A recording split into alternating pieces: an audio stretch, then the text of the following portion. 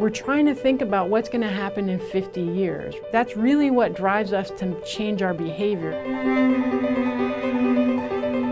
To predict how much carbon dioxide might be affecting our climate in 50 years, I first of all have to predict how much carbon dioxide will be in the air in 50 years.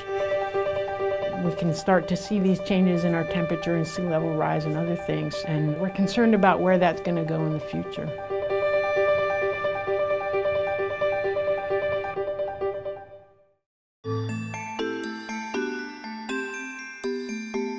OCO-2 is NASA's satellite that's dedicated to measuring carbon dioxide. We're going to measure carbon dioxide all around the globe, so get these global measurements, very, very precise, of carbon dioxide.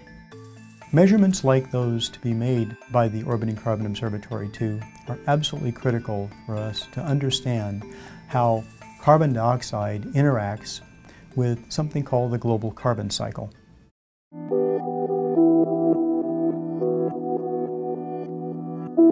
When we burn gas in our cars or we burn coal for power, we produce carbon dioxide that goes into the atmosphere. Half of the CO2 that's being emitted to the atmosphere remains in the atmosphere. The other 50% is being absorbed by the oceans or the terrestrial biosphere. So those are almost in balance, but as we add this carbon dioxide to the atmosphere from burning fossil fuels, some of the extra is going into the ocean, some of the extra is probably going into the land.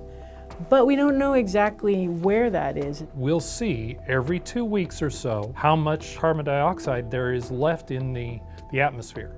And we call this watching the planet breathe. These are things we clearly have to start understanding. We want to actually manage the carbon dioxide buildup in our atmosphere. We've discovered this terrifically important additional contribution we'll be able to make from OCO-2. Plants grow and they glow.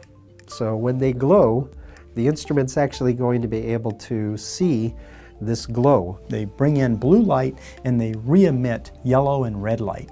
Solar-induced fluorescence measurements gives you an indication of how well a particular region is absorbing or being a sink for atmospheric carbon dioxide.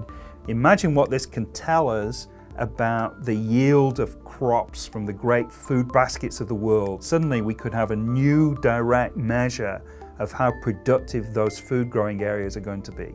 And the two in combination, carbon dioxide in the atmosphere and an indicator of how effective plants are in taking CO2 out of the atmosphere, it's just an impossibly brilliant combination.